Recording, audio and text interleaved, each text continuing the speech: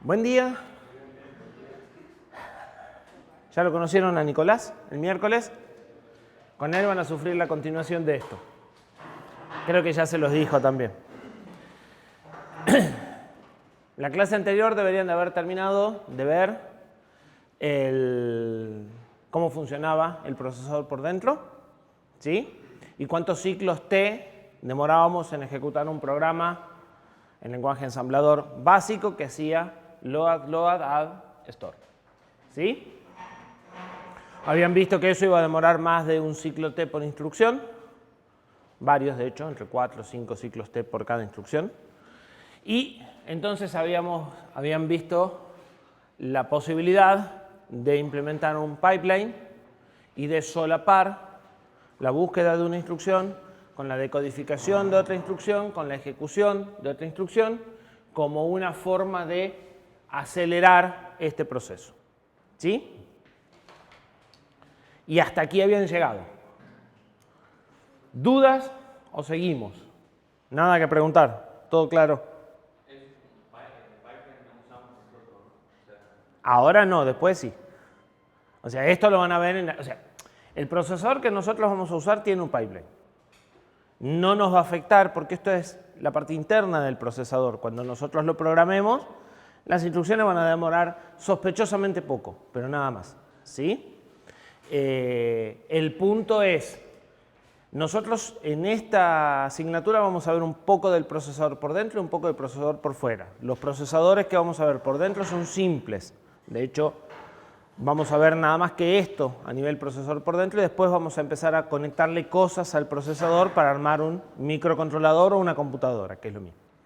Entonces, no vamos a indagar mucho más adentro del procesador que lo que estamos viendo ahora. En arquitectura se van a centrar específicamente adentro del procesador. Todo lo que van a ver es cómo se diseña un procesador a partir de esto, que es lo que se usaba en el año 80, hasta lo que tienen en el día de hoy, ¿sí? Entonces sí, lo primero que van a ver es cómo se hace un pipeline de verdad. O sea, van a agarrar un camino de datos y lo van a convertir de un camino de datos básico en un camino de datos con pipeline. Van a ver todos los problemas que implica poner un pipeline, van a ver las posibles soluciones y después van a poner varios pipelines al mismo tiempo adentro del mismo procesador. ¿Buenas? ¿Sí? Pero todo eso es ámbito de arquitectura. Nuestro procesador tiene alguna de estas cosas. Solo lo vamos a comentar que existe. Cuando veamos las duraciones de las instrucciones vamos a ver que duran muy poco. Y bueno, duran muy poco porque tiene algo de esto, pero nada más que eso. En principio, bajo este diagrama, una instrucción sale cada un T. Eso suponiendo que esto durara un T. Nuestras ejecuciones duran más de un T, así que no sería del todo cierto. Pero bueno, vamos a tratar de equiparar las duraciones de las tres partes, ¿sí? O vamos a hacer más etapas. A esto lo vamos a dividir en más etapas y vamos a ir poniendo más instrucciones para buscarle la vuelta. En realidad no es fácil porque cuando ustedes tienen un salto, ustedes saben que hay que saltar acá. Pero ya trajeron esta y esta. Entonces hay que tirar lo que trajeron y empezar de vuelta y esas ya no duran un T o duran un T si salta, pero no si no salta, ¿sí? Aparecen algunas complicaciones. Todas tienen solución. Y para que esto funcione muy bien, lo ideal es que estas etapas duren aproximadamente lo mismo, si no empiezan a quedar huecos acá. O sea, si esta etapa es más cortita, acá queda un hueco blanco y todos esos huecos blancos son desperdicios, ¿sí? Entonces vamos a tratar de que cada cosa que vamos haciendo en la etapa dure más o menos lo mismo, pero que realmente cuando terminen pasen todas juntas, ¿sí? Todo eso llevó al diseño de una nueva generación de computadoras hace 25 años, ¿sí? Que puso el foco en diseñar una computadora en donde aplicar esto fuera fácil, ¿sí? Este tipo de ideas se aplican en los procesadores que tienen sus computadoras desde el 80 al 386.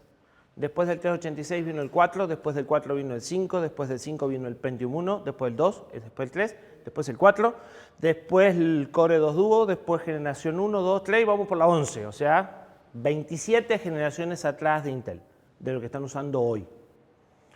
Cuarta generación, o sea, el primero fue el 8086, después vino el 2, después vino el 3. En el 3 ya empezaron a poner este tipo de cosas. Pero como las instrucciones eran de distintas longitudes y cada vez se iban haciendo además de más distintas longitudes, hacer todo esto era muy complejo.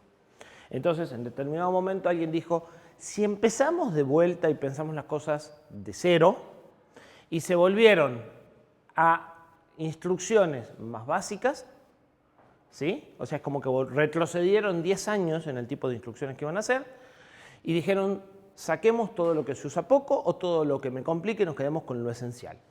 Entonces, surgieron dos ramas de computadoras, las CISC, que son, son computadoras de instrucciones complejas, ¿sí? Y las RISC, que son computadoras de instrucciones reducido. Esto es Reduced Instruction Set Computer y la otra es Complex Instruction Set Computer, ¿sí?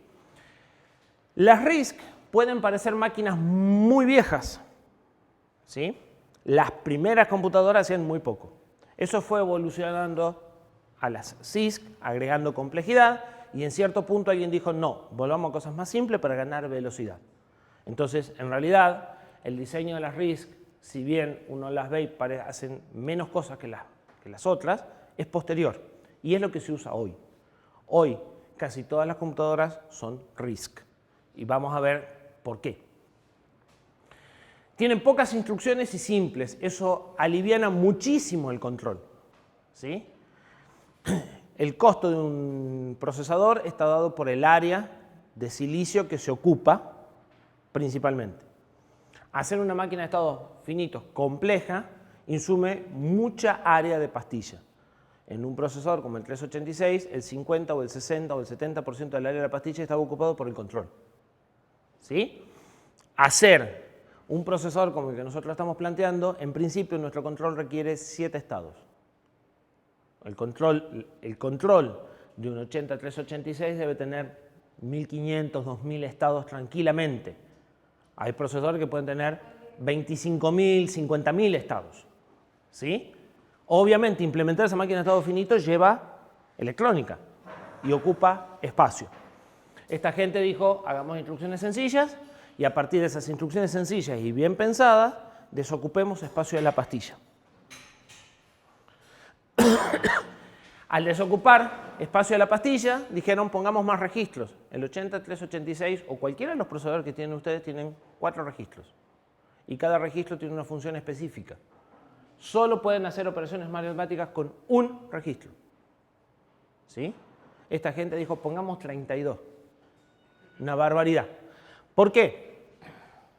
Porque operar con registros es rápido y operar con memoria, ya sabemos que nosotros venimos a un T, pero la memoria no corre un T. Entonces, operemos con registros y solo hagamos 2 instrucciones que vayan a memoria. Una para traer el dato y otra para mandarlo.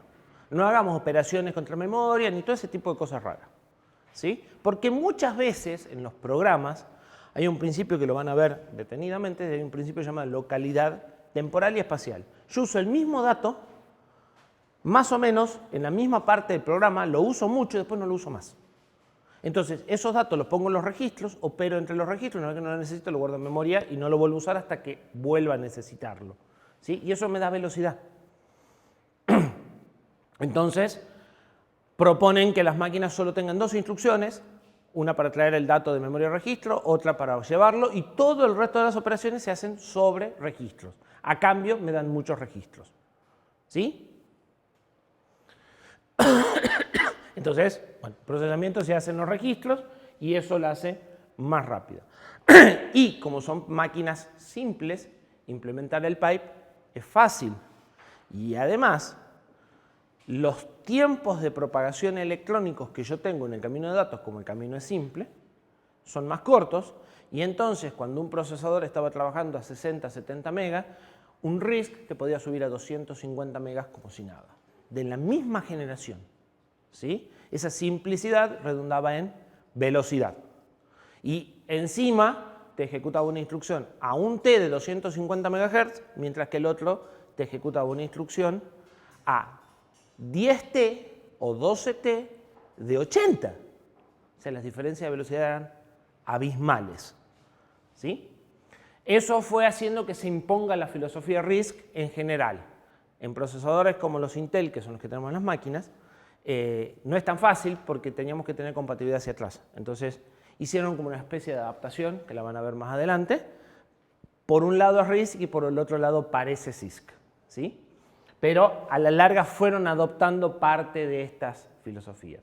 Nosotros en este curso vamos a usar un procesador casi RISC.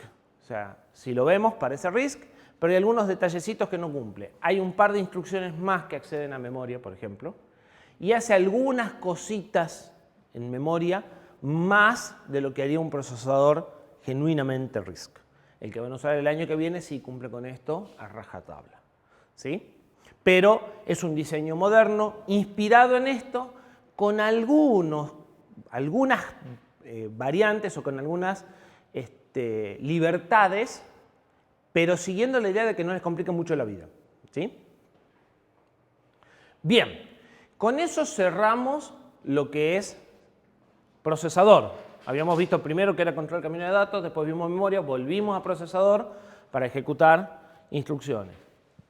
Nos está faltando entrada-salida. La característica principal de los dispositivos de entrada-salida es la diversidad. Son todos distintos. Tienen distintas velocidades, distintas complejidades, distintos requerimientos, ¿sí? Hay dispositivos lentos, hay dispositivos rápidos, hay dispositivos que demandan mucha atención, hay dispositivos que demandan poca información y cualquier combinación de eso que se les ocurra existe, ¿sí? Entonces, por ejemplo, un teclado tiene una tasa de transferencia de, en el mejor de los casos, 100 bytes por segundo, suponiendo que usted escribe muy rápido, ¿sí? Mientras que un display gráfico veterano transfiere 2,1 megabytes por segundo. O sea, esto es la cantidad de información que toman o aportan del procesador, ¿sí? El nivel de exigencia de este es mucho más alto que el de este. Pero este también tiene que ser atendido. O sea, si el teclado no anda, no vamos a llegar a ningún lado, ¿verdad? Entonces hay que atender a todos en la medida en la que todos les hace falta. Y además puede suceder que este requiera muy poquita atención, pero que no pueda esperar. No es lo que sucede en realidad, pero supongamos que yo pulso la tecla, la suelto y tengo que leerla antes de que la suelte. Entonces, puede que este consuma muy poco tiempo, pero que necesite ser atendido en una ventana de tiempo muy restringida, ¿sí? O puede que no, depende del dispositivo. Entonces, ¿cómo se hace para manejar tanta diferencia y que todo funcione? Bueno, lo primero que tenemos que más o menos entender es cómo se hace para manejar algo del mundo real, ¿sí? Cómo están conectadas cosas como el teclado, el mouse o cualquier otra cosa a la computadora. Para eso, en general, lo que vamos a tener van a ser los mismos registros que usamos para construir la memoria. ¿Se acuerdan que nosotros habíamos partido de un registro? Y ese registro los habíamos apilado y lo habíamos convertido en un banco o en una dirección, en una memoria. Ese registro, yo no sé si se va a ver lo que dibuje, creo que no. ¿Sí? ¿La velocidad de los dispositivos tiene que ver con la tasa de transferencia? La tasa de transferencia o la velocidad es lo mismo, es cuánta información entregan o consumen por unidad de tiempo, ¿sí? Y depende del dispositivo en general. No era la tasa de transferencia, sino los milisegundos de respuesta. Son dos cosas distintas, o sea, y son las dos características que te interesan. Por un lado es qué caudal de información toma o entrega. Por otro lado es durante cuánto tiempo puede mantener la información y esperarte a que vos lo atiendas, ¿sí? Y en general, los dispositivos más rápidos te pueden esperar menos, porque la información no es un flujo continuo, siempre viene en bloques, o sea, te entrega un bloque y después llega un bloque, es como si llegara por cajas las cosas, ¿sí? Entonces vos tenés un cierto tiempo para abrir la caja, procesarla antes de que llegue la caja que sigue. En general, el tiempo va a depender, por lo pronto, de cuántas cajas llegan por segundo y del tamaño de la caja. Pero a veces hay dispositivos que traen cajas chiquitas, pero que igual las tenés que atender un tiempo corto.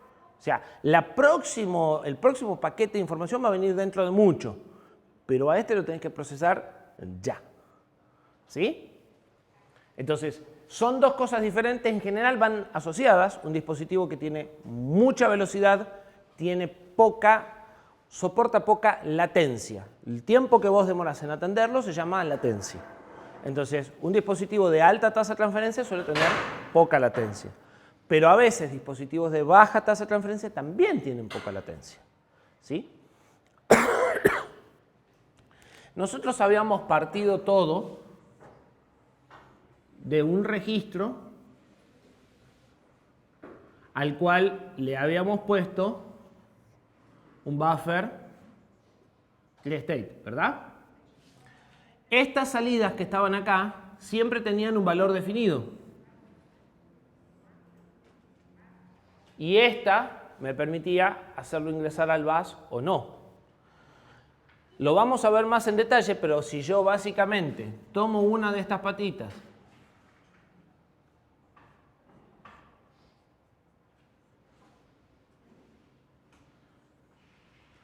y la conecto a un LED, cuando yo escribo un 1 en este registro, esto se va a prender.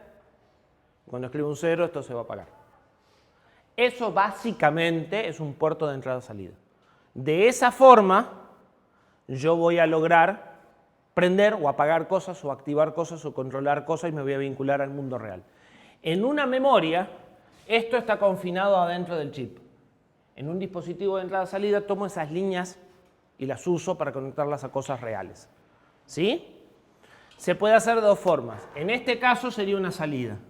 Y la otra opción sería que yo conecte esto, por ejemplo,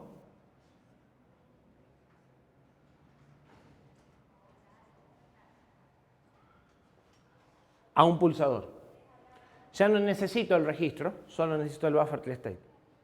Cuando yo leo el buffer, lo que leo es el estado de una patita que viene de afuera, del mundo exterior, que tiene un valor de 0 o de 5 permanentemente, y yo lo leo en este momento.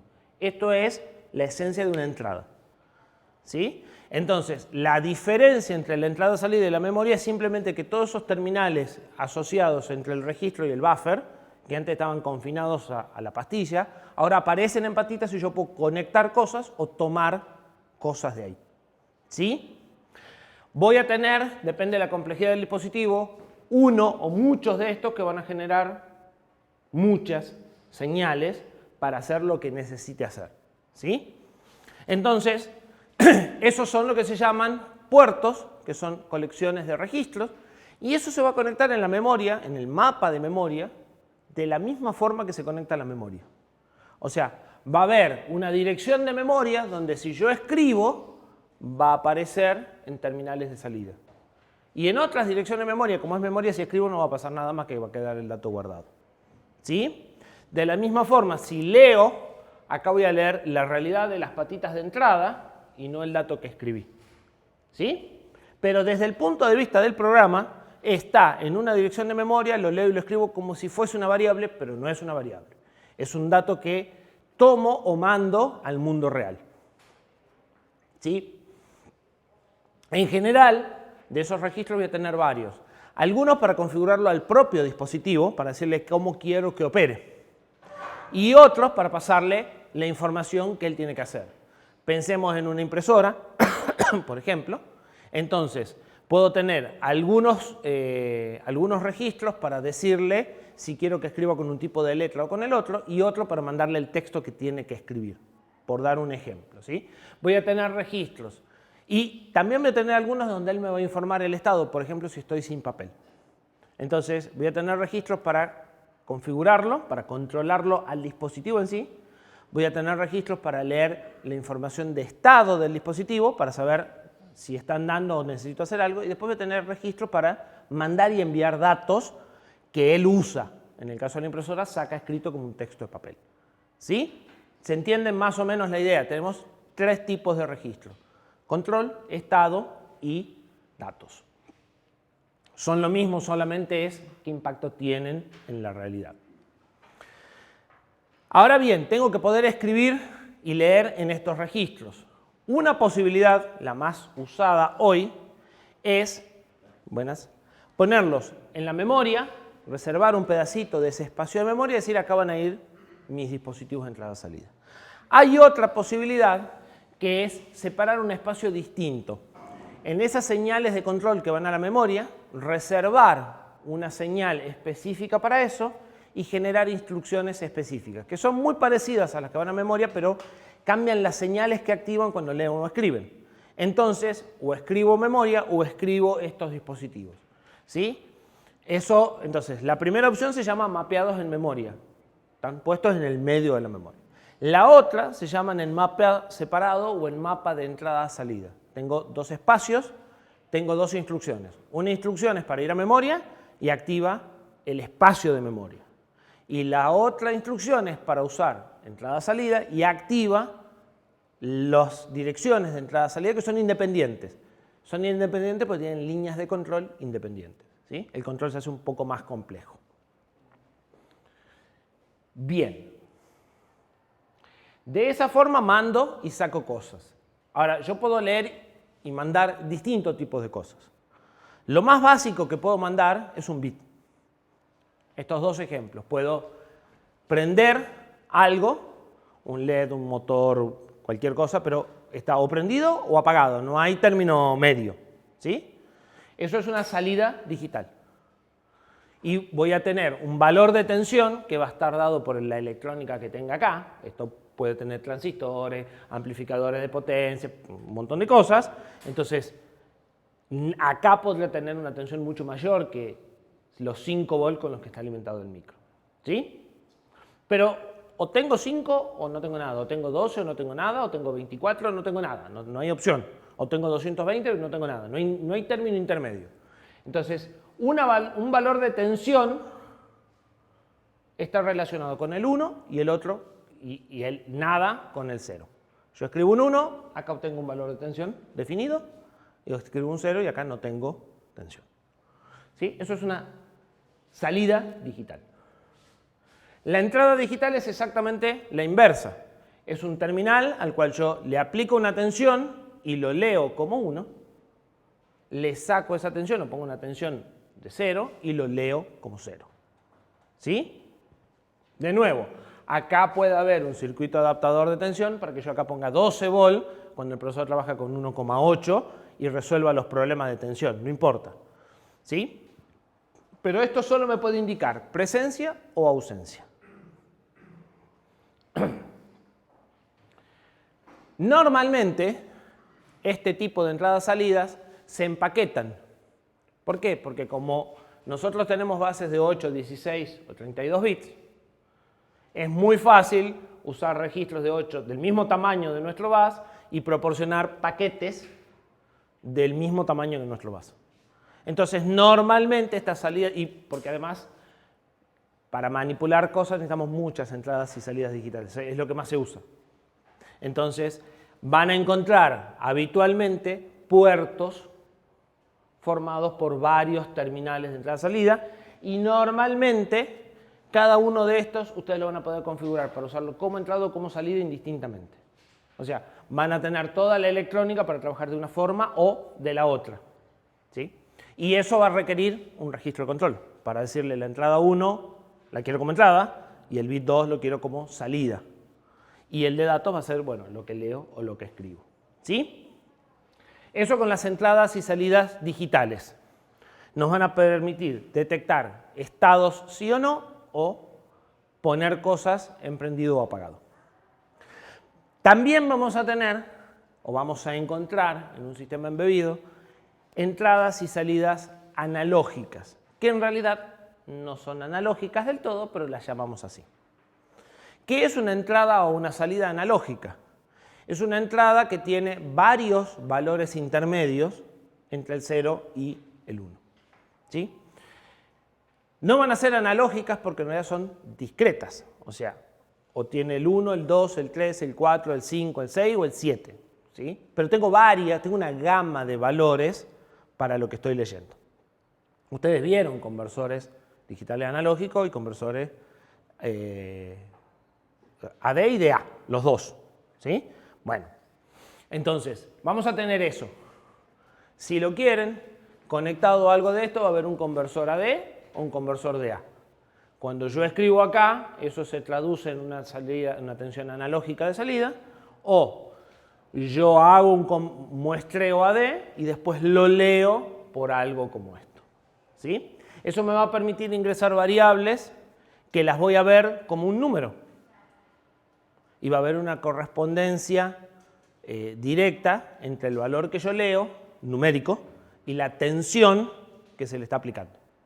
¿Sí? Esto me va a permitir, por ejemplo, leer el valor de temperatura. Si yo quiero saber si este ambiente está a 15, 16, 17 o 20 grados, voy a tener que usar una entrada analógica. Una entrada digital me serviría para manejar un termostato. Yo en el propio sensor le digo más de 20 o menos de 20, avísame. ¿Sí? Pero ya desde el programa no puedo hacer nada, ni sé en dónde está el límite, porque el límite está puesto en el sensor, y no lo puedo cambiar. En cambio, si trabajo con variables analógicas, el límite lo fijo yo por programa. Yo leo el valor real de temperatura y yo decido si es por encima de 20 o por encima de 15 cuando quiero actuar. ¿Sí? Conclusión, esto se usa mucho. Siempre que queramos monitorear variables que son continuas. Si por el otro lado quiero ver si una puerta está abierta o cerrada, no me interesa la posición intermedia de la puerta, no me aporta ningún valor saber si la puerta está medio abierta. Entonces ahí voy a usar sensores digitales. ¿Sí? Pero la realidad es que me voy a encontrar de los dos. Con las salidas pasa lo mismo. Si yo quiero prender o apagar una luz, una digital funciona perfecto. Pero si yo quiero mantener un nivel de iluminación parejo y acomodar las luces y prenderlas un poco más o un poco menos, necesito una salida analógica. Si yo quiero hacer más fuerza o menos fuerza con un motor, o quiero ir más rápido o más despacio con un motor, necesito una salida analógica. ¿Sí? Prenderlo y apagarlo solo, para el caso de ese no me sirve, para otros sí me sirve. ¿Sí? ¿Está claro qué quiere decir entonces cuando hablamos de entradas digitales, entradas analógicas, salidas analógicas y dónde vamos a aplicar cada una? Obviamente depende del problema, ¿no? Bien. Normalmente, estas salidas no son tan cambiables como las otras y estas no vienen en paquetes, estas vienen de a una, ¿sí? Son más escasas que las otras. Nuestro microcontrolador tiene 84 entradas salidas digitales y solo 20 analógicas, ¿sí? Y una sola salida analógica, porque las salidas vamos a ver que se pueden reemplazar por un esquema de modulación de ancho de pulso, que lo vamos a ver, y va a dar el mismo resultado que una salida digital. Entonces vamos a poder hacer un truco con las salidas digitales para generar un control proporcional sin necesidad de una salida analógica. Y que incluso a nivel uso de energía, eficiencia energética, es mucho mejor. Entonces es más fácil una vez que lo entendieron, pero es más fácil de implementar electrónicamente, necesita menos circuito, tiene mejor eficiencia energética y usa las mismas salidas digitales que ya tenía. Entonces, normalmente vamos a usar eso en lugar de salidas analógicas reales con conversores de A. Casi no vamos a encontrar conversores de A. ¿Sí? Conceptualmente es lo mismo. Conceptualmente, si ustedes encuentran una sigla que es PWM, que quiere decir modulación por ancho de pulso, están generando una salida analógica, pero de otra forma. Pero el resultado final es como una salida analógica. Bien, hasta aquí se entiende. Estas son cosas que impactan en la entrada-salida. ¿Por qué? Porque nuestra entrada-salida pueden ser dispositivos, o sea, viéndolo en la perspectiva general que lo estamos viendo, pueden ser dispositivos inteligentes o pueden ser simplemente variables que estamos tomando y cosas sobre las que estamos actuando si estamos en el caso de un sistema embebido. ¿Sí? En general, los comportamientos y las consecuencias van a ser las mismas. Todo es entrada-salida, sea más inteligente o sea más boba. Ahora bien, decíamos que uno de los problemas era la velocidad. Hay variables como la temperatura que yo necesito muestrearlas muy pocas veces porque cambian muy lentamente, pero hay otras variables que necesito muestrearlas muy rápidamente. Y es lo mismo que si tuviese a un dispositivo mandándome información. O sea, un disco rígido que me está transfiriendo cierta cantidad de información o una variable que yo la tengo que ver muchas veces en el tiempo, el problema es el mismo. Tengo un flujo de datos que tengo que manejar, ¿sí? Y entonces volvemos a que tenemos tasa de transferencia y tiempos de retardo. ¿Cuáles son los esquemas para manejar esto? Bueno, pensemos que nosotros tenemos, como un ejemplo práctico, una secretaria que tiene que preparar café. Y tenemos varias alternativas. Una primera es que la secretaria esté nada más que sentada esperando que alguien quiera café. ¿Sí? Cuando alguien pide café, va a preparar café, lo sirve y se vuelve a sentar. Acá, el café es el dato que yo voy a tomar o que voy a leer. Yo puedo tener un programa que está no haciendo nada, esperando que abras la puerta, esperando que cierres la puerta para, por ejemplo, esperando que abras la puerta para hacer sonar una alarma. ¿Sí? ¿Es ineficiente? Sí. En sistemas embebidos se usa. En la vida real no, pero en sistemas embebidos sí se usa. Dijimos que había muchos sistemas que eran reactivos, están ahí esperando a que pase algo. Entonces están permanentemente leyendo la variable, una vez atrás de la otra, continuamente, y cuando encuentran la situación, hacen otra cosa. ¿Sí? Eso es válido para ciertos esquemas, pero la realidad es que son pocas las cosas en las que voy a estar monitoreando una sola variable y puedo estar leyéndolo permanentemente. Y no tengo que hacer más nada. Entonces, la otra posibilidad es, no estoy todo el tiempo viendo la variable, sino que estoy haciendo un ciclo de cosas. ¿Sí?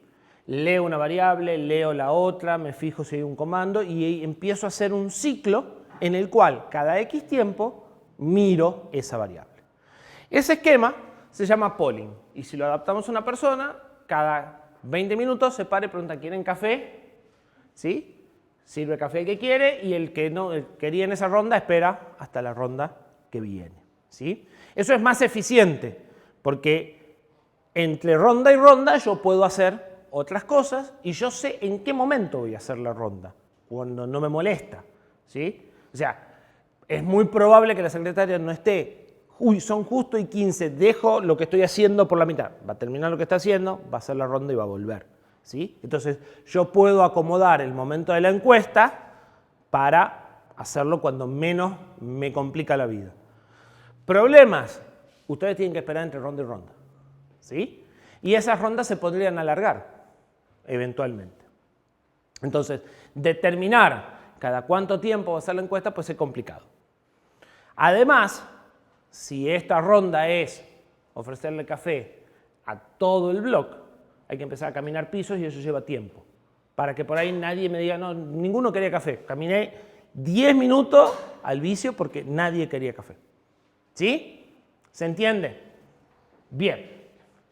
Entonces, ¿cuál es la otra alternativa? Todo esto se usa, porque como les dije que había diversidad, hay dispositivos que lo vamos a atender de una forma y hay dispositivos que lo vamos a atender de otra. Depende, y por ahí lo vamos a usar al mismo tiempo, algunos de una forma y otros de otra. ¿Cuál es la alternativa? La alternativa más eficiente. Bueno, yo estoy haciendo mi trabajo. Si alguien quiere café, levanta la mano y diga, quiero café. Se queda con la mano levantada hasta que yo pueda terminar de hacer lo que estaba haciendo, mire quién es el que tenía café y voy y le llevo café. ¿Sí? Eso es un esquema de interrupciones. En el procesador se va a traducir como yo estoy ejecutando mi programa y no le presto atención al dispositivo. Cuando el dispositivo necesita de mi atención, electrónicamente va a activar un mecanismo que va a hacer que yo deje de ejecutar mi programa y me vaya a ejecutar un programa especial que sirve para prestarle atención. ¿Sí? Entonces, voy a cambiar el flujo de programa, pero por una señal electrónica que me llega del dispositivo, no por una instrucción de control de flujo. Va a ser algo parecido, pero va a estar la electrónica metida en el medio, como una forma de pedir atención. Esto tiene sus ventajas y sus desventajas. Es más eficiente que el esquema de polling. ¿Sí? Porque yo no estoy preguntando, la pregunta se hace a nivel electrónico en paralelo. Yo no pierdo tiempo preguntando. Pero esto llega seguro en el momento más inconveniente. Y yo voy a tener que terminar lo que estaba haciendo O dejarlo en una posición en la que después lo puedas retomar y recién ir a atender esto. Y eso va a llevar tiempo. Entonces, podría suceder que esto sea más rápido que esto a nivel de atender o no. Pero, por ejemplo, va a ser seguro más lento que esto donde yo estoy mirando muy a menudo. ¿Sí? Y si tengo varias de estas, y no voy a poder tener más que una por vez, y entonces las latencias pueden ser complicadas. El otro tema es que siempre que hago dos cosas hay más margen de error que si estoy haciendo una sola. Entonces, esto va a ser más difícil de depurar y de poner a punto y de entender que esto. ¿Sí? Bien. Pero no se acaban ahí las opciones. Además de eso, podemos decir, ¿no saben qué? Hay una cafetera ahí, tiene siempre café, está caliente, el que quiere va y se sirve. Y yo, secretaria, voy a ir cuando se acabe el café, se acabe el agua, o algo por el estilo. ¿Sí? Entonces, como los dispositivos lo que van a hacer es, en general, leer o escribir datos, y esos datos van a terminar en memoria, o sea, cuando yo quiero mandar información a un dispositivo, normalmente voy a preparar primero en memoria, una vez que la tengo lista, le voy a decir al dispositivo, esto es lo que vos necesitas, y cuando el dispositivo me entregue información va a ser lo mismo. Voy a tomar la información de él, la voy a poner en una variable de memoria y recién la voy a analizar. Entonces, ¿qué vamos a hacer? Le vamos a decir al dispositivo, ¿sabes qué? Vos escribí a memoria sin interrumpirme a mi procesador. Directamente de un pedazo de memoria donde está el dispositivo, escribí en otro pedazo de memoria, que es memoria de verdad, y a mí déjame afuera. Y una vez que hayas terminado el bloque de información que querés, sí, dame una interrupción para que yo lo vaya a procesar y te prepare otro bloque. ¿Sí? Eso se llama acceso directo a memoria y los dispositivos operan contra memoria sin usar el procesador. ¿Sí? Bien. Y todavía queda otra, que en realidad tiene que ver con algunos de estos. O sea, esto va a estar mezclado con algo de esto. Y es, ¿sabes qué? Pongamos una Saeco. Una máquina Saeco para hacer café. O sea, ya no es una cafetera. Es algo que hace todo. ¿Cuál es la diferencia? A la cafetera yo le tengo que poner café y agua una vez al día. Tiene 8 tazas de café y puede hacer hasta ahí nomás. Esto le pongo café una vez a la semana. Tiene un bidón de 50 litros de agua. ¿Sí? Y además me hace café, chocolate, té, ¿sí? Entonces podrá suceder que lo que tenga sea otro procesador dedicado a hacer parte de las tareas, al cual ya no le doy datos, le doy órdenes. Por ejemplo, pinta un cuadrado desde la coordenada tal a la coordenada tal. Todos los puntos que vos tenés que cambiar de color en una placa gráfica para que acá aparezca un cuadrado verde, resolvelos vos. Vos decidís cuáles son los puntos que hay que pintar. Yo quiero un cuadrado de la coordenada 1,1 a la coordenada 3,5. Y otro procesador se encarga de ir dato por dato de la memoria de video cambiándole los colores. ¿Se entiende la idea? Esto es un ayudante, en definitiva. Un ayudante dedicado específicamente a resolver el tipo de problema que queremos resolver. ¿Sí? Todos los sistemas de video utilizan este esquema. Tienen procesadores especializados para video y reciben cosas como directamente pintar rectángulos en lugar de cambiarle cada uno de los puntitos de memoria para generar el rectángulo, que es lo que se hacía hace 20 años, ¿no? ¿Se entiende? ¿Qué vamos a encontrar? Vamos a encontrar de todo. Depende la velocidad, la urgencia, la complejidad, ¿sí? Si es más complejo, por ahí encontramos esto. Si lo que quiero leer es una variable de temperatura, esto es muy poco probable que lo encuentre. ¿Sí? Es más probable que agarre algo de esto. ¿Sí? Sin embargo, hoy por hoy encontramos sensores inteligentes, por ejemplo, sensores de temperatura que ya me mandan los datos digitalizados el propio sensor y se acercan a algo parecido a esto. ¿Sí? Sensores que pueden tener corrección y yo le digo, a lo que vos midas, aplicale tal factor de escala y dámelo, pero escalado. ¿Sí? Y es una cosa de estas, pero sencillita. Hoy los procesadores son tan baratos que hasta los sensores se han empezado a convertir en inteligentes. Si tenemos sensores inteligentes, estamos en un esquema parecido a esto. Desocupo al procesador principal porque tengo información que me llega que es más es información y no datos crudos, ¿sí? Bien, todos esos esquemas de todas formas se usan simultáneamente al día de hoy y en general en un sistema van a encontrar varios al mismo tiempo.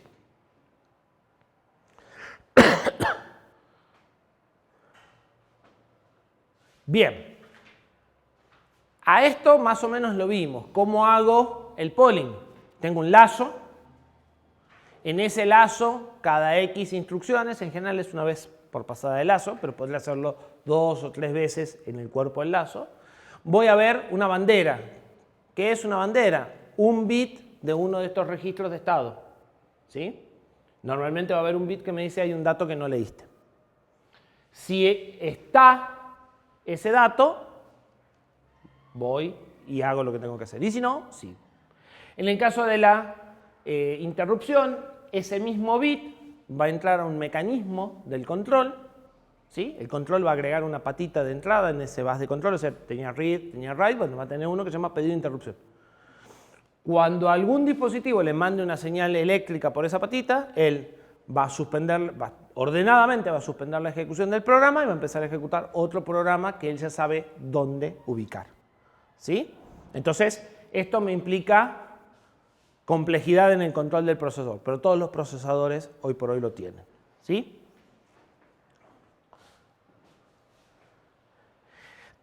En el caso del DMA la cosa es más compleja porque vamos a necesitar un pedazo de hardware que coordine al dispositivo con la memoria. En un bus de memoria, normalmente el único dispositivo, o sea, el que gestiona el bus, el dueño del bus es el procesador. Para hacer esto vamos a tener que sacar al procesador al costado y poner a un pedacito de electrónica especializado que va a ir dando direcciones mientras la memoria da los datos. Lo va a hacer más rápido que el procesador, pero voy a necesitar un poco más de electrónica todavía que esto. ¿Pero comparten el mismo bus? Comparten el mismo bus porque la memoria es la misma, ¿sí? Con lo cual puede suceder, de acuerdo al nivel de inteligencia del procesador, puede suceder que lo haga en paralelo con el procesador, que el procesador se frene, y así todo va muy más rápido. O sea, lo vamos a ver en los detalles por qué. Esto es el último tema de la asignatura, o el anteúltimo, ¿sí? El detalle fino, pero es más complejo, digamos. Cada uno de estos está puesto en nivel de complejidad. Y en los procesadores, bueno, es otro procesador. Vamos a ver más o menos cómo se conectan dos procesadores entre sí, no es tan simple, pero se puede. Y entonces va a ser un segundo procesador que va a tener su propio programa y ya vamos a tener una comunicación de órdenes, básicamente, ¿sí? Pautada entre los dos procesadores.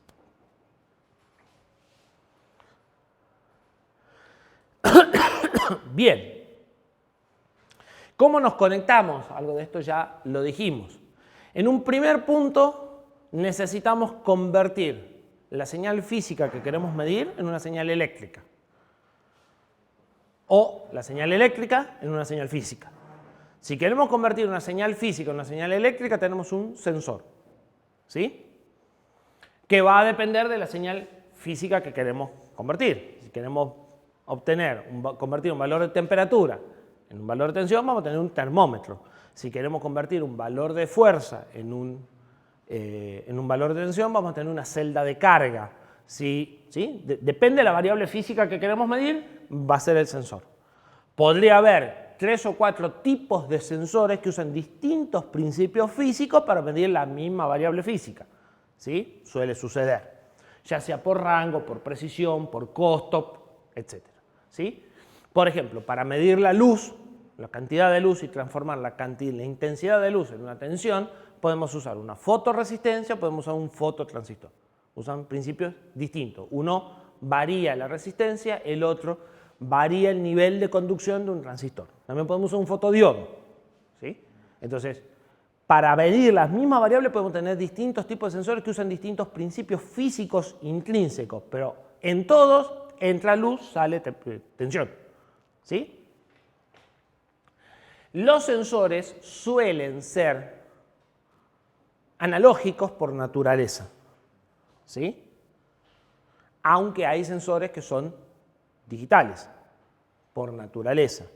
Por ejemplo, un termostato es una lámina metálica que cuando se deforma más allá de cierto punto hace contacto y por menos de ese punto no hace contacto. Como trabaja con la elasticidad de la lámina y un tornillo, nace digital. No puedo hacer un termostato analógico, ¿sí? Entonces, puedo tener sensores que son analógicos y el mismo sensor pone un corte y me entrega algo digital, o puedo tener sensores que nacieron digitales, ¿sí? Depende de cómo esté construido. El equivalente a los sensores para convertir tensión en una magnitud física van a ser actuadores o transductores, ¿sí? Actuadores en general. Entonces un motor va a ser algo que convierte tensión en energía mecánica. Una vez que tengo tensión, puede que lo tenga que convertir de una tensión analógica a un sistema digital cuantizado, ¿sí? Entonces, si quiero medir temperatura, después del sensor tendré que poner un conversor de A. Si quiero medir la apertura de una puerta, no necesito convertirlo ya a la tensión directamente, es un bit. Puede que acá también tenga que hacer una adaptación de niveles de tensión, ¿sí? Y después tengo lo que ya habíamos visto, la interfaz con el sistema, que van a ser uno o más registros, y esos registros serán de control, de estado o de datos, ¿sí? Para volver a un ejemplo para cerrar, en el caso de lo que vimos acá, el registro de control va a ser el que le diga este bit lo quiero como entrada o como salida, y el de datos va a ser otro registro en donde voy a leer si esto está en 1 o en 0, o voy a escribir un 1 o un 0 para que se prenda un LED si es una salida, ¿sí? En este tipo de dispositivo, por ejemplo, no tengo registros de estado. Es tan básico que no hay estado posible, ¿sí? Eso es entonces el esquema de funcionamiento de lo que va a ser la entrada-salida en general. ¿Qué más nos falta ver? Nos faltan ver algunas definiciones de cosas que nos hacen falta comprender.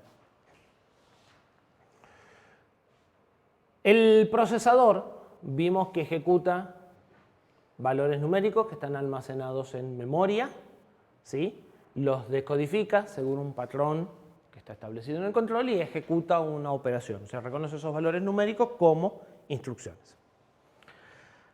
La primera forma que tenemos de programar un procesador, entonces, es escribir esos valores numéricos a mano en memoria. O sea, si la instrucción add tiene el código de operación 3, como habíamos visto, y después vienen 5 bits, entonces empiezo a escribir el 3 en binario, el número de registro 5 en binario, ¿sí? Construyo toda la cadena binario, lo paso a hexadecimal, que es un poquito más fácil, y sé que tengo que guardar en la dirección de memoria 1000. Y después en la 1001, o sea, lo vieron por aquí. A ver si... Acá. ¿Sí? Si yo cada una de estas cositas las paso a binario, sé que en la dirección 0 tengo que guardar lo que dé de convertir esto con el formato en binario. En la 4, ¿sí? Esa sería una forma no muy agradable de programar el procesador, pero en realidad, a la larga, es la única forma de programar el procesador. ¿Estamos de acuerdo? Porque el procesador lo que hace es leer de esta dirección el valor binario e interpretarlo. O sea, de una u otra forma tengo que llegar a eso. Ahora, si pudiera llegar de una forma más cómoda, mejor. Bien. En las primeras computadoras, y yo estoy casi seguro que ustedes, enfrente de aquella fotocopiadora, ahora no se la ve, pero tienen una que todavía se programaba así. ¡Ay! Estamos lejos.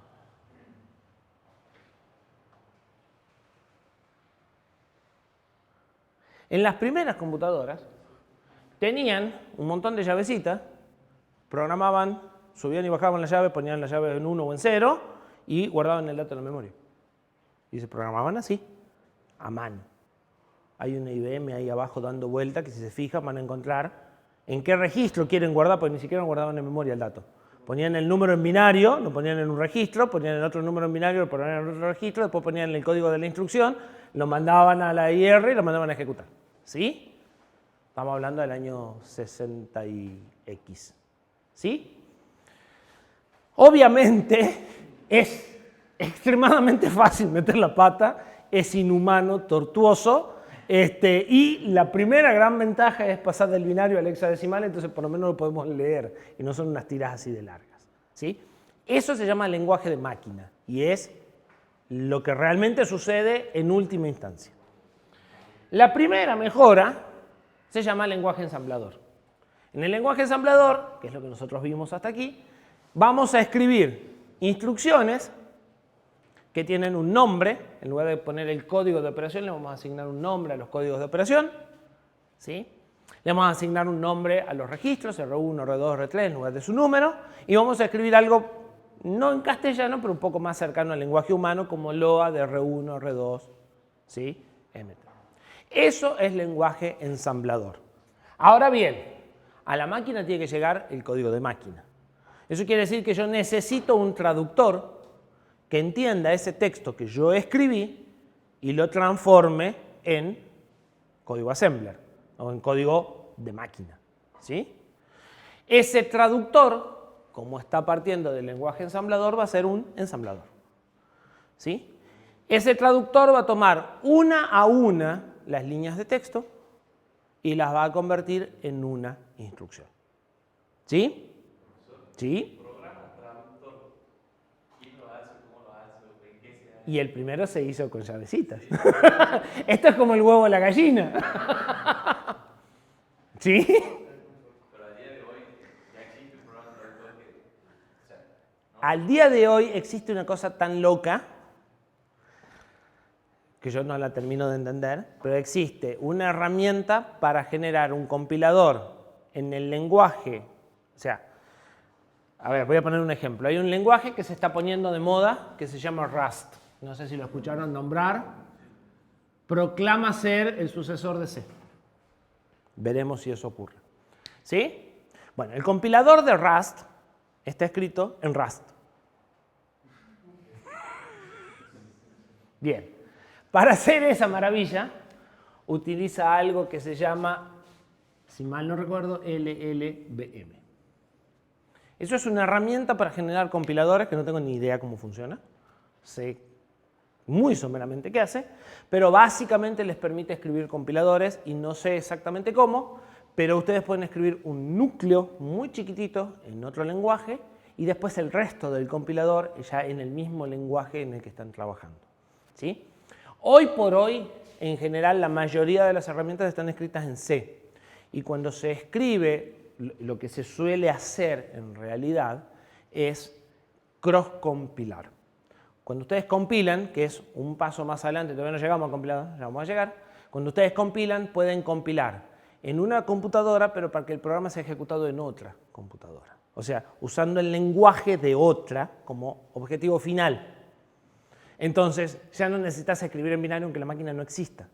Al compilador de ARM se lo escribe en C, pero en C de PC. ¿Sí? Y de esa forma te construís las herramientas para la otra computadora usando esta computadora que sí existe hoy. Pero en algún momento, hace tiempo atrás, hubo que escribir una assembler. Al compilador de C hubo que escribir una assembler. ¿Sí? Y al primer ensamblador hubo que hacerlo con los numeritos como antes, ¿sí? Pero hoy por hoy no, hoy te apoyas en una máquina, o sea, si hoy vos diseñas una computadora de cero, te apoyas en otra computadora con un lenguaje distinto, no importa, ¿sí? Y después lo transferís al ambiente en el que vas a trabajar. Entonces hoy ya ese problema lo tenemos resuelto de otra manera.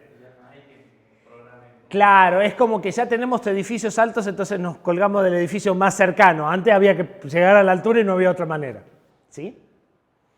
Bien, este traductor es una máquina de estado finito bastante elemental, traduce uno a uno, es muy simple, por cada load pone este código de operación y algunas cosas es realmente lo más sencillo en traductores que podemos tener.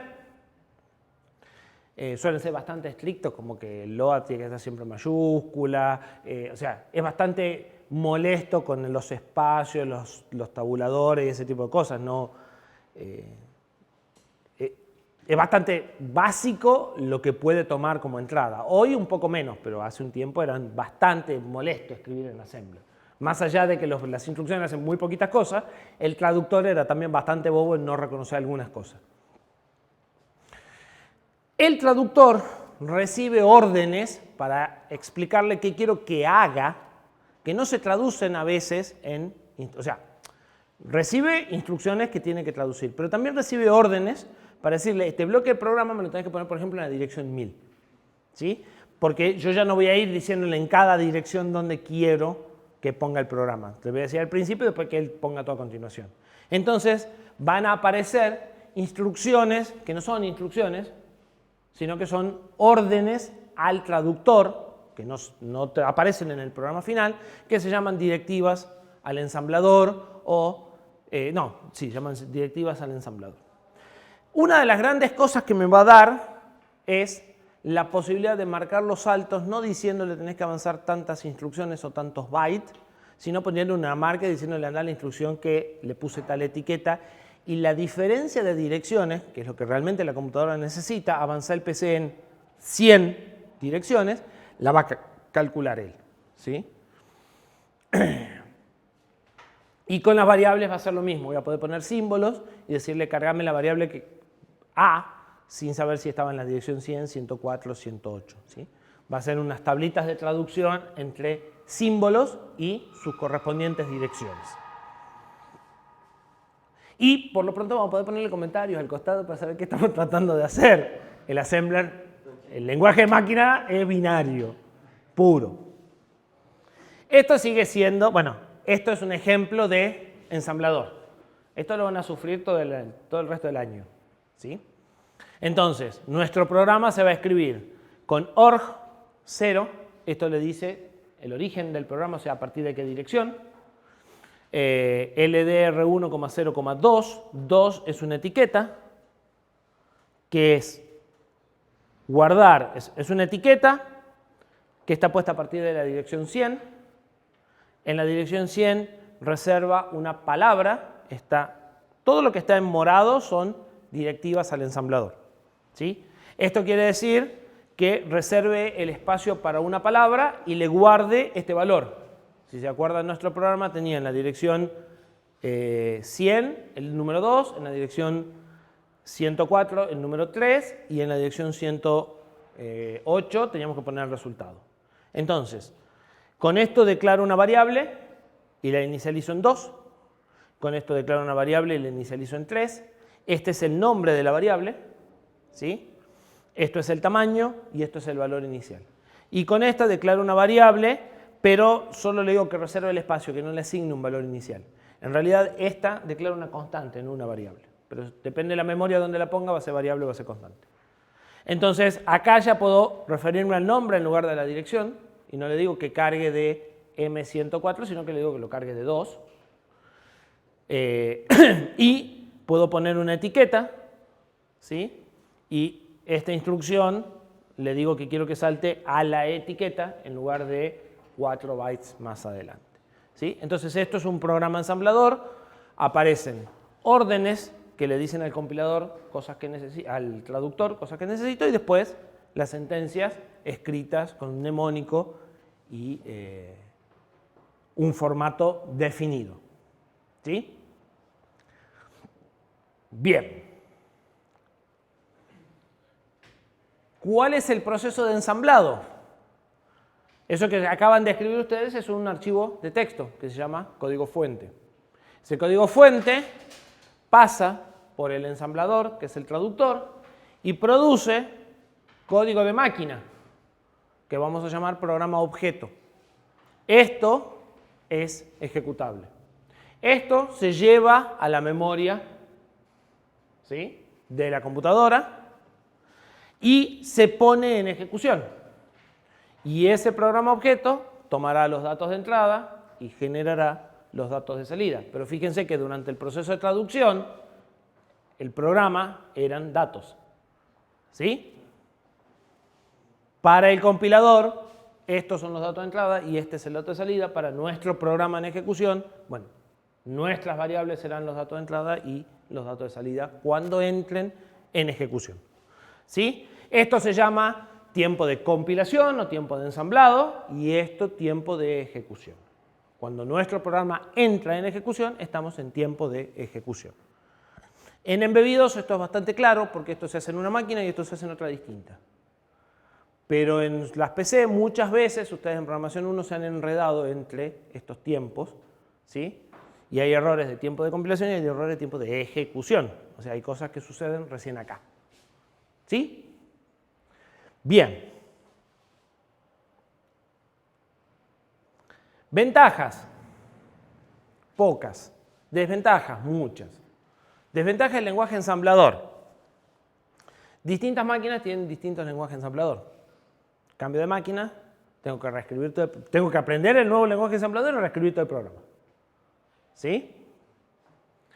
El lenguaje ensamblador está pensado para que sea fácil de traducir a código de máquina, no para que sea fácil para ustedes aprenderlo. ¿Sí?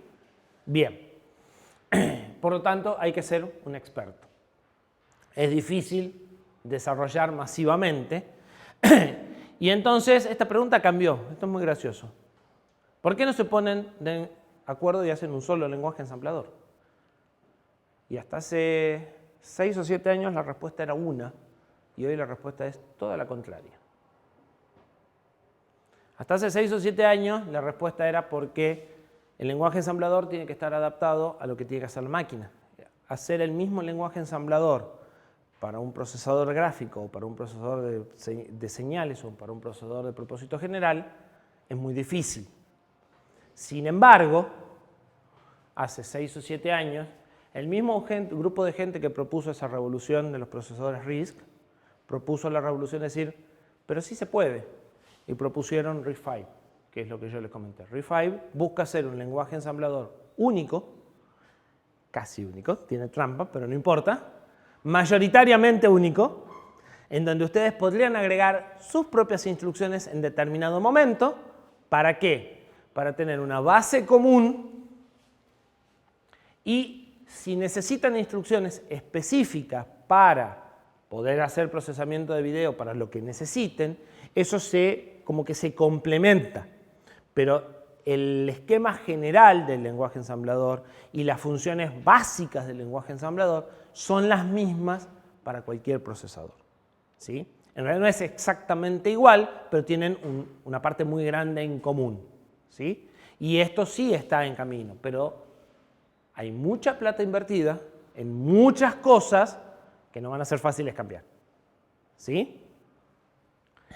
¿Qué ventajas tiene programar en Assembler? Tiene un par de ventajas. La primera de las ventajas es que tiene un manejo absolutamente exacto del tiempo de ejecución del programa y de la memoria que va a consumir el programa. ¿Sí? Ustedes pueden saber con precisión de microsegundos cuánto dura el programa. La segunda, esto puede ser importante para lo que sean aplicaciones críticas de tiempo real. La segunda ventaja que yo le veo y no está puesta ahí es que en realidad el procesador ejecuta código de máquina y que esa herramienta que es el traductor o el ensamblador o el compilador o la herramienta que sea puede tener un error. Y solo lo van a encontrar en determinado momento a ese error llegando al código de máquina. ¿Sí? Sin contar de que la herramienta de compilador alguien la tiene que escribir. Quien escribe el compilador claramente tiene que saber esto. ¿Sí? Y además, cuando ustedes van a escribir, cuando van a hacer determinadas cosas en bajo nivel, por ejemplo, un sistema operativo o la comunicación del sistema operativo, hay determinados pedacitos, debe ser el 3% o el 2% de un sistema operativo, que hay que resolverlo de esta forma. ¿Sí? Hay determinadas cosas que solo se pueden hacer en lenguaje ensamblador. ¿Por qué? Porque es el lenguaje real de la máquina y hay algunas cosas que todos los lenguajes superiores no me van a dejar hacer por seguridad y en realidad yo las necesito hacer en determinado momento sí o sí. ¿Sí? Entonces, la puerta a construir sistemas operativos, a construir controladores de sistemas operativos o a construir compiladores pasa por acá. ¿Sí? En el mundo comercial, en general, esto no se usa. En el mundo comercial, en el 99% de las aplicaciones, o el 99.9% de las aplicaciones, lo que vamos a encontrar es un lenguaje superior. ¿Qué es un lenguaje superior? C, que ustedes ya estudiaron, o más superior todavía que C, Java. ¿Sí? Hay distintos niveles de lenguaje superior. ¿Qué comparten todos? Que una instrucción se traduce, una instrucción del lenguaje S se traduce a múltiples instrucciones de assembler, mientras que, o a múltiples instrucciones del lenguaje de máquina, mientras que en assembler la traducción es uno a uno. ¿Sí? Entonces, cualquier lenguaje que les permita hacer varias operaciones en una sola instrucción va a entrar en esta categoría. Y nuestro traductor entonces va a cambiar de nombre. Va a dejar de ser un ensamblador y va a pasar a ser un compilador. ¿Sí? Porque compila varias de estas instrucciones en una sola de las que usamos en ese lenguaje, básicamente. Que hacen más o menos lo mismo. ¿Sí? Por cada instrucción de nuestro lenguaje va a generar ahora no una instrucción del código de máquina, sino secuencias que va a ir pegando, ¿sí? Pero a la larga el proceso de traducción es el mismo. Ahora bien, en este caso, esa traducción no necesariamente es única, porque como estas instrucciones son más complejas, yo las podría hacer de distintas formas. ¿Sí? Y aparece la posibilidad de optimización. En el ensamblador no hay optimización posible, yo le estoy diciendo paso a paso cómo quiero que haga. Como acá ya le estoy dando órdenes más abstractas, el detalle fino de cómo se hacen pueden ser hechos de distintas formas. Lo mismo que pasa con el RTN abstracto y el RTN concreto. Bueno, acá pasa lo mismo. Entonces aparece la posibilidad de optimización y aparece la posibilidad de que con el mismo código fuente, dos compiladores generen código que ejecuta a distinta velocidad. ¿Sí? Bien. En el caso de un compilador, primero se compila, se obtiene lenguaje de máquina completo y eso se pone en ejecución. Pero ustedes saben que no es la única alternativa. ¿Sí? Entonces, el programa escrito en C se compila. Esto puede hacerse en dos pasos o en uno. Podría hacer que el programa lo lleve al lenguaje ensamblador y del lenguaje ensamblador el ensamblador lo pase al lenguaje de máquina, o que el compilador pase de aquí a aquí directamente. ¿Sí? Y esto es lo que se carga en memoria. Pero hay otra alternativa para los lenguajes superiores. Y ustedes con Java lo deberían de saber, pero no lo saben. Hay lenguajes compilados y hay lenguajes interpretados. ¿Qué diferencia hay entre un compilador y un intérprete?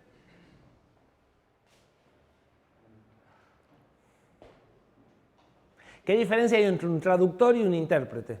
Hablando del inglés. A ver, piensen. Según el dispositivo, el intérprete puede tomar... Es conceptual.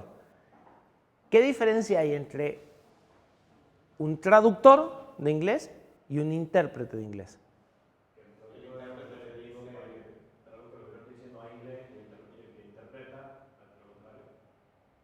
Piensen cuándo usan la palabra intérprete.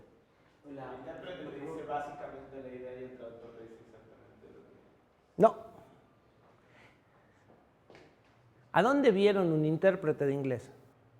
Es difícil encontrar un intérprete de inglés. A mí se me ocurre un solo lugar donde hay intérpretes de inglés. O sea, personas que trabajan de intérpretes de inglés. La ONU o cosas por el estilo. ¿Por qué? ¿Qué traducen? En tiempo real.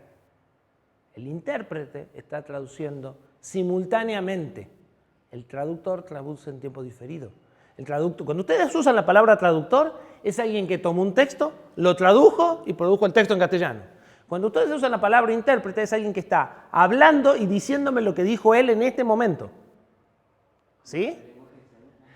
Como el lenguaje de señas. Porque el intérprete traduce on fly, al vuelo. Y en el lenguaje pasa lo mismo. El intérprete toma una sentencia del lenguaje superior, la traduce, la ejecuta y recién pasa a la que sigue. No se traduce el programa completo. Lo que se ejecuta es el código fuente en lenguaje superior. ¿Sí? Mientras que en el compilado se traduce todo el programa, se obtiene una versión del programa apta para la máquina y eso se ejecuta. ¿Sí? Esa es la diferencia entre un intérprete y un compilador. ¿Qué ventajas tiene un intérprete? ¿Y qué desventajas tiene un intérprete? Es más lento, pero en tiempo real. Es más lento. ¿Por qué es más lento? Y porque cada instrucción que se le va dando tiene que ser siempre lo mismo paso. Hay que hacer una operación sobre cada instrucción para reconocerla, que por muy poco tiempo que lleve es parte de lo que estamos haciendo. Suponete que lo hacemos en pipe. O sea, suponete que nuestro traductor lee una y mientras lee y prepara una, ejecuta la anterior. Y lo solapamos esos dos tiempos y ganamos ese tiempo que existe, pero podremos no sufrirlo. ¿Qué otro problema tiene el intérprete? ¿Alguno de ustedes sabe inglés? ¿Más o menos bien?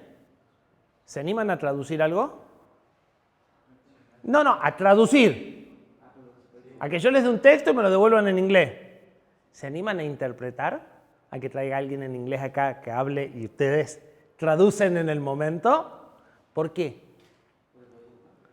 Porque no saben qué va a decir. No se puede hacer optimización. Yo no sé cuál es la próxima instrucción. No sé con qué me voy a encontrar. Entonces, lo que podía optimizar, o sea, al ver el panorama completo en el compilador, puedo optimizar, puedo decir, no hago esto porque después no tiene sentido. Acá no sé qué me voy a encontrar. ¿Sí? Entonces, va a ser más lento, inevitablemente, porque no puedo aplicar optimizaciones, además del posible tiempo de traducción, que puede no ser menor. ¿Sí? Si el tiempo de traducción, o si la traducción en línea no me afecta al tiempo de ejecución, me va a afectar a la memoria. ¿Sí? Va a ser más pesado. ¿Y qué ventaja tendrá?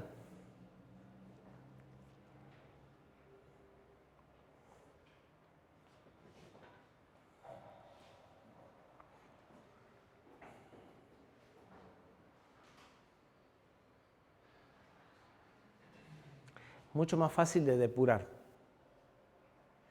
¿Por qué? En un compilador, como hubo optimización, no se pueden reconocer fácil cuáles son las instrucciones originales que ustedes escribieron. Ustedes probablemente usaron una ejecución paso a paso en algún momento para debuguear un programa.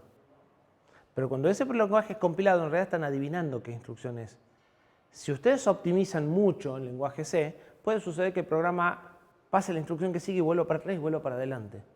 Porque él las reordenó. Entonces, no es toda esta instrucción de C, es este bloquecito y terminé este y pasé al otro. No. Aplicó inteligencia. Entonces, después cuando quiero volver para atrás a decir qué instrucción estoy ejecutando, no sé bien qué instrucción estoy ejecutando. Porque ya se perdió la relación. Acá no. Acá como voy una a una, no hay ningún lugar a dudas de qué estoy haciendo. ¿Sí?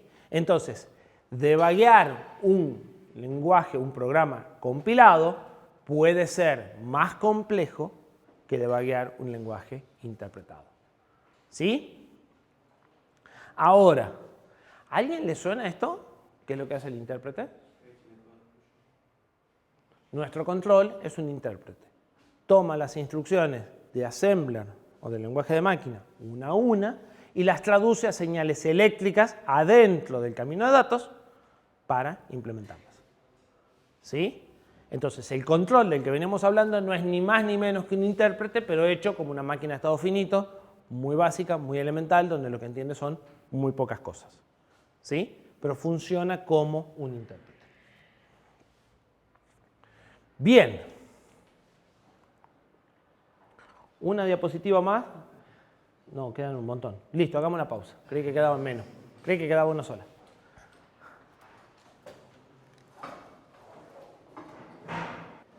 Sí quedaba una diapositiva. El resto era repaso. Bien. ¿Qué nos falta como para conocer las herramientas con las que vamos a contar en las computadoras? El sistema operativo. El sistema operativo debe ser una de las cosas de las cuales tienen la definición más equivocada, porque lo que ustedes entienden por sistema operativo no es la esencia del sistema operativo. Sistema operativo necesita, entre otras cosas, cargar esos programas en memoria y ponerlos a ejecutar. ¿Sí? Y necesito manipular dispositivos de entrada-salida, como los discos, como las pantallas, etc. El sistema operativo va a ser un programa que va a estar siempre ejecutándose, que va a tener dos funciones. Una función de control, ¿sí?, destinada a facilitar y optimizar el uso de esos recursos por más de una persona o por más de un programa ejecutados por la misma persona. Dentro de esas tareas de control del sistema operativo va a imponer límites a lo que pueden hacer los programas para asegurarse de evitar conflictos entre programas que fueron escritos por distintas personas con distintos objetivos. ¿Sí? Y por otro lado, va a tener la función de ser una biblioteca de software que me facilite el uso de los recursos que están en la computadora. ¿Sí?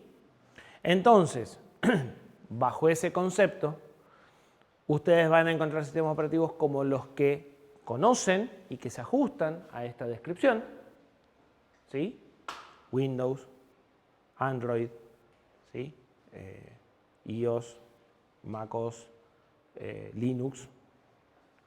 Pero van a encontrar sistemas operativos de los que no escucharon hablar en su remota vida, que también se ajustan a esa discusión, a esa descripción, pero no a la percepción que tienen ustedes del sistema operativo, porque, por ejemplo, no tienen pantalla gráfica ni consola.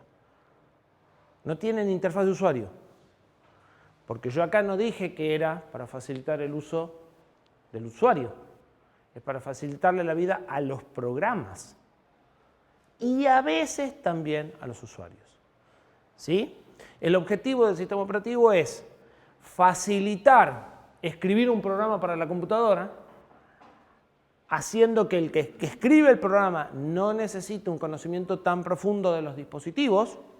Ustedes ya lo vivieron cuando programaron en C, en Linux, en estas máquinas, ¿sí? Y no necesitaban saber cómo funciona específicamente los puertos de entrada y salida de una placa de video. Sean print y punto.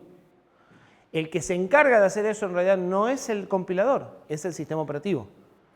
¿Sí? Hay un trabajo coordinado entre el compilador y el sistema operativo, por el que escribe en la pantalla y lee el teclado no es C, es el sistema operativo.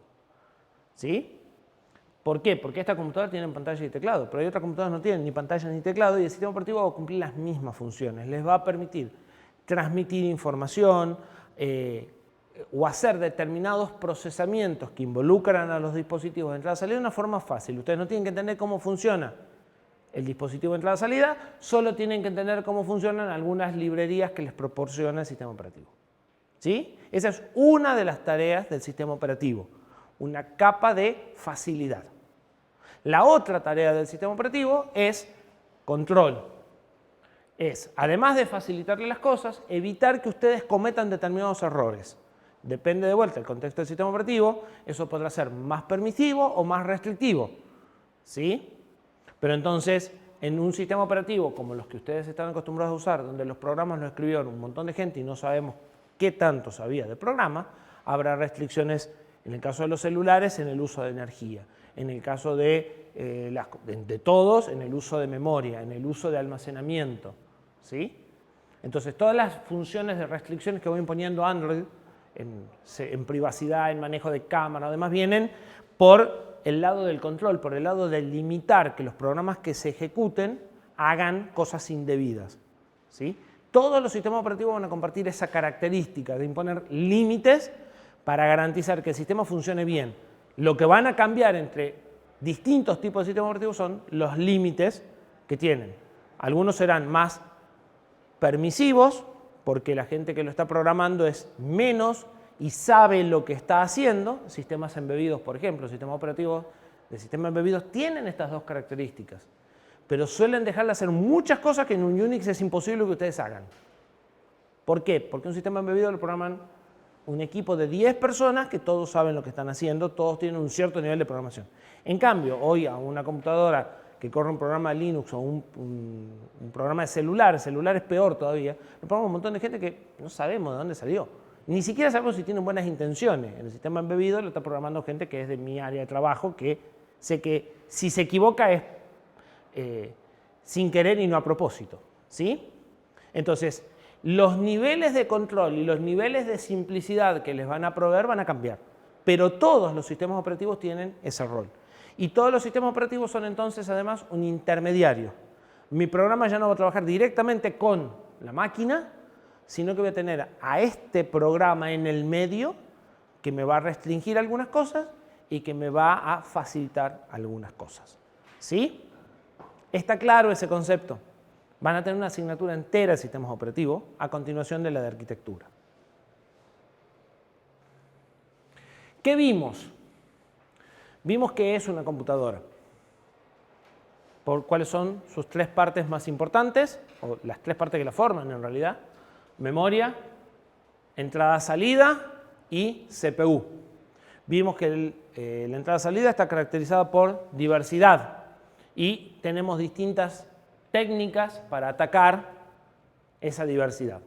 ¿Sí? Vimos polling, que es un sistema de encuestas, donde yo voy periódicamente preguntando. Vimos interrupciones, es un mecanismo en donde yo me olvido y me llega una señal para que deje lo que estoy haciendo y cambie de tarea. Vimos DMA, en donde le doy acceso directo a un dispositivo para que guarde o saque información de la memoria sin que el procesador que ejecuta el programa participe. Y vimos un procesador de I/O, que es un procesador equivalente al que está ejecutando el programa principal, pero dedicado específicamente a ayudarlo al programa principal en tareas que son específicas de lo que queremos procesar. ¿Sí? El sistema operativo cumple algo parecido a lo que sería un I/O processor, solo que lo está haciendo en mi procesador principal y conviviendo con el programa que está en ejecución y busca facilitar el uso de todo esto y marcar límites para garantizar una cierta estabilidad o forma de funcionamiento.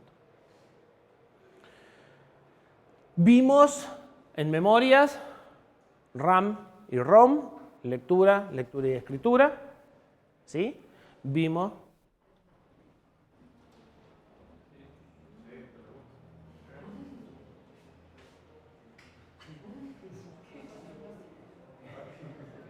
¿O hay alguien golpeando la pared? ¿Sí? Bueno, ya fue. Pero no hay nadie gritando afuera para que sea un terremoto. Hace muchos años, yo estaba en cuarto año de la facultad, o sea, 98, estábamos con el ingeniero Sade, que lo van a tener un par de años, en aquel laboratorio, teniendo clase, y hubo un terremoto, pero un terremoto, señor terremoto, que acá arriba se sentía mucho. Algunos salieron corriendo, otros dijimos, ¿a dónde vas a llegar corriendo en un tercer piso? Y para cuando se había pasado, vino un segundo, 3 segundos después, más fuerte que el primero. De ahí no se movía la ventana, se movía el piso. Interesante. Bien, decíamos, memoria RAM y ROM, la RAM lectura y escritura, la ROM solo lectura, hay sabores de ROM, algunas que se pueden escribir eléctricamente, pero es tan complejo el proceso de escritura que en general es como si fueran de solo lectura. ¿Sí? Vimos que hay también memorias que no van a ser de acceso aleatorio, voy a hacer transferencias por bloques de datos y no voy a poder leer un byte individual o escribir un byte individual, voy a tener que traer todo un bloque y depende si el dato está en el mismo bloque o en otro bloque, los tiempos cambian. Por ejemplo, los discos rígidos. ¿Sí? Y también vimos dentro de las RAM específicamente, pues eso solo aplica RAM, las RAM dinámicas y las RAM estáticas. Las dinámicas tenían capacitores, las estáticas tenían transistores. Las estáticas son más rápidas, consumen más. Las dinámicas son más lentas, necesitan refresco y se suelen direccionar por mitades, porque como son lentas, entonces me ahorro patitas mandando por mitades. ¿Sí? Toda la memoria RAM masiva que ustedes tienen en sus procesadores es dinámica. O sea, cuando hablan de gigas de RAM, son dinámicos. ¿Sí? Vimos muy someramente, vamos a volver, cómo se conecta eso, la memoria al procesador. Vimos que hay un bus, que es un conjunto de cables por donde van las direcciones, y eso nace en el MAR, que es un registro interno del procesador, donde se escribe la dirección que quieren operar en memoria. Vimos que hay otro conjunto de cables, que es el bus de datos, nace en el MDR y termina en los puertos de datos de la memoria, y por ahí va o viene el dato, y además hay algunas señales más, una para indicar si quiero leer y otra para indicar si quiero escribir, que son señales de control, y es un tercer conjunto de bus, que se llama bus de control. ¿Sí? Entonces, lo que vincula el CPU con memoria o con entrada-salida es un conjunto de 3 bases: datos, address y control. ¿Sí? Datos nace en el MDR, address nace en el MAR, y el de control nace directamente de la unidad de control que está también manipulando el camino de datos adentro del procesador.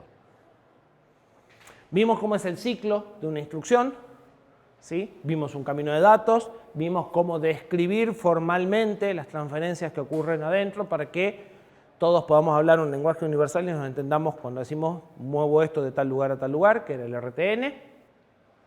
Y vimos que eso es una forma abreviada de escribir señales de control. Por cada RTN yo podré decir cada señal de control qué valor tiene. ¿Sí? Vimos el ejemplo de CRC1, vimos recién que eso es un intérprete, y vimos que se podría hacer algo, por ahora muy en la nebulosa, que se llama pipeline, que es dividir la tarea que quiero hacerla en partes, de preferencia partes más o menos iguales, y ir haciendo en paralelo, ¿sí?, cada una de las partes.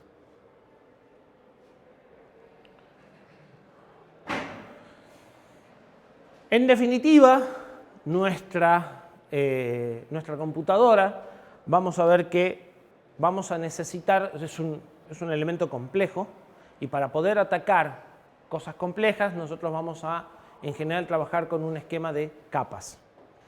Nosotros vamos a mirar una capa, eventualmente vamos a mirar la capa de abajo o la capa de arriba y nos vamos a olvidar del resto. Entonces, nuestro sistema tiene en un primer nivel el hardware. ¿Qué es el hardware?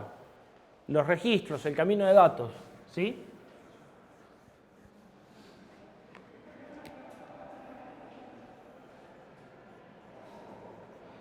A ese registro y camino de datos le agregamos una capa arriba, que es el control, y construimos un CPU. ¿Sí? Con este intérprete convertimos instrucciones en assembler en señales de control para el camino de datos. Y a eso le agregamos el sistema operativo, que yo les dije que era un software que iba a estar corriendo junto con el de ustedes, ¿sí?, que les permite olvidarse de cómo se manipulan determinados dispositivos de entrada-salida, determinadas cosas, porque ya las sabe manejar él. Y sobre eso va a venir el compilador, que les va a permitir generar instrucciones en un lenguaje mucho más simple que este, para que puedan hacer las cosas más fáciles. Y cada capa va a ir agregando abstracción. ¿Qué es abstracción? Olvidarme de los detalles y centrarme en un determinado nivel de resultados, ¿sí? Cuando yo pasé de aquí a aquí, pasé del RTN abstracto, del concreto al abstracto. Aquí agregué, es un poco más nebuloso que agrego, pero agrego la posibilidad de hacer toda una interacción con una pantalla, que es todo un programa que tiene que ejecutar, que se lo delego, ¿sí? Yo simplemente le digo escribir en la pantalla sin importarme todo el código assembler que tengo que hacer para escribir en la pantalla. Y aquí directamente lo hago con un printf, ¿sí? Cada vez lo que tengo son operaciones más complejas que yo puedo usar sin importarme cómo están implementadas, ¿sí? Un ingeniero en computación se mueve desde acá hasta acá. Un ingeniero en sistemas se mueve acá. ¿Sí? Nuestro objetivo es poder recorrer cualquiera de esos niveles según haga falta. Y un ingeniero electrónico se mueve acá. Buenísimo. A medias. Si algo ganamos, algo perdemos. ¿Qué perdemos nosotros?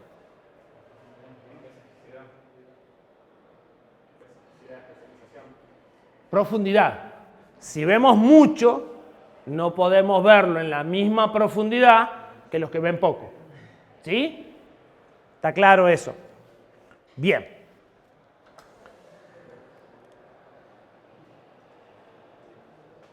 Y por último, el sistema operativo entonces nos provee manejo de recursos, transparencia, facilidad de uso y reglas claras de compartición para generar equitatividad, aunque esa equitatividad es medio relativa. Esa equitatividad es el que más necesita le doy más y el que menos necesita le doy menos, pero garantizo que a todos le voy a dar lo necesario para que ande. ¿Sí? No lo mismo. Eficiencia, seguridad, ¿sí? Son las cosas que me va a garantizar o que va a buscar el sistema operativo. Bien, terminamos acá.